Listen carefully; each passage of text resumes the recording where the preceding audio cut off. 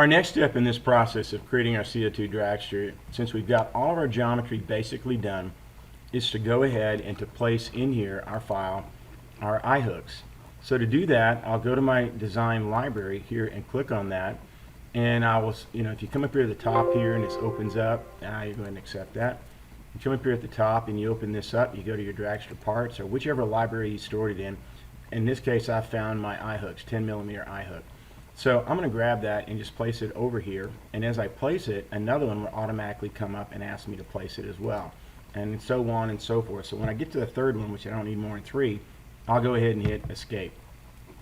Now it's going to place that eye hook relative to what plane I was on or where I was working, but as you can see, we need to get this eye hook concentric with that hole there.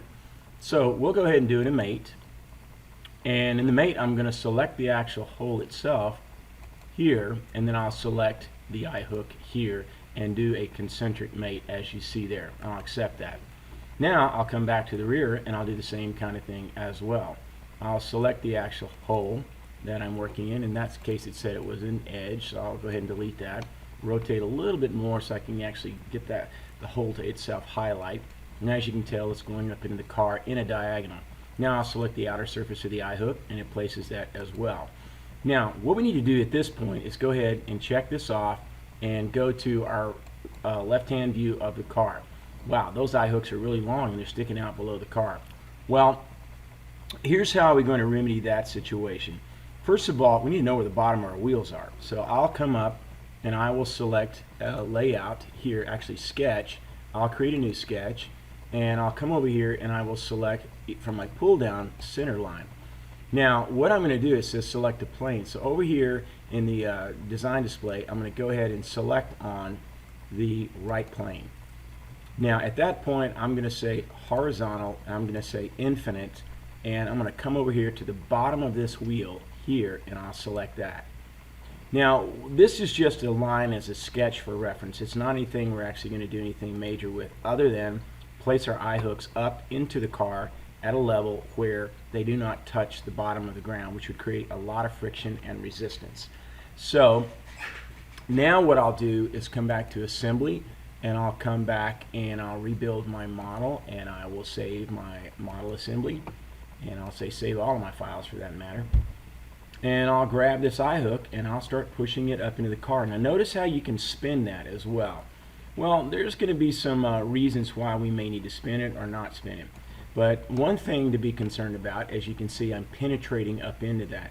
We can remedy that when we actually make the car. We can use a drill bit to basically create us a countersink for that to go in. So let's go back and go to our left side view. Now, so we've got that one in.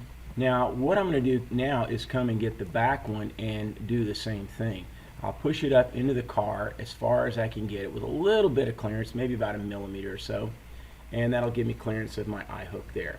Now let's see where we are relative to the eye hooks in the front view. So we'll come around here to this and we'll come up and we'll see the eye hook. Well, the back one is, as you can see here, a little further lower, so I'm going to raise that up a little bit and I'll kind of turn and twist it the way I want.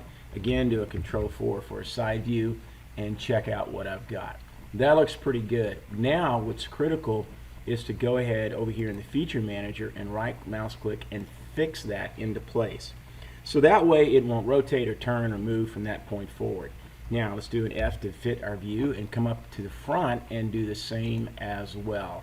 We'll come over here to the front eye hook. We can actually right mouse click here and come down and fix it at that point. Now let's go ahead and do a front view again to see our car and see that we've got enough clearance to get our CO2 Dragster tether line through. And that looks just fine actually for me. So our car, as we can see so far, is looking really good. Our design is looking excellent. So now let's come down here and turn off that sketch, and we'll just go ahead and turn that off because I may need to look at it later. But as you can see here, our dragster for the most part is complete as far as the design, modeling, and assembly of it. Now the aesthetics of the car, such as the color and paint, we can actually come back and change. So let's do that now. What I'm going to do is come down here to my feature tree and I'm going to select the other model, and we'll come back to this in a moment.